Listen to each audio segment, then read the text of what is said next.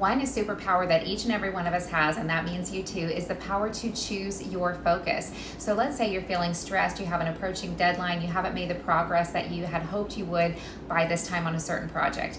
Ask yourself, have I been focusing on it? And I bet the answer is probably no. So then sit down and focus on it, and you're instantly going to feel better and like you're making progress. What about those times when you are sort of stuck in an uncomfortable situation, an uncomfortable environment?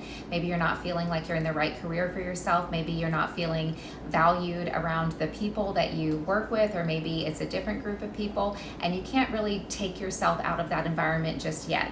What you can do is choose your focus. You can decide to read a book, you can decide to think about something else, you can decide to just distance yourself a little bit and maybe meditate each day for a couple minutes on holding your energy. This is something that I'm doing so that I'm not as affected by external energy that doesn't feel quite in alignment with me when I don't have control over my environment. A lot of times we can choose who we surround ourselves with, but sometimes we can't. But you do have the power to choose your focus. So let's say you're leaving an uncomfortable encounter, an uncomfortable situation or environment. That feeling is likely to stay with you until you do something about it. Think about it. When you spend time around people that feed your energy, you leave feeling good, and that emotion stays with you. Well, the same can happen when you're around people with whom you don't align, or in a job or situation where it really doesn't feel good.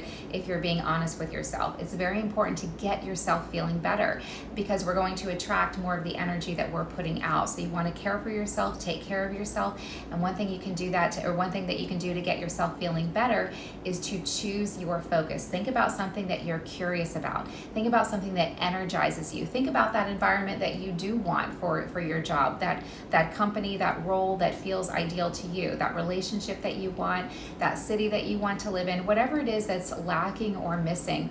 Get curious about what you do want and what that would feel like, and let yourself get curious, let yourself get excited.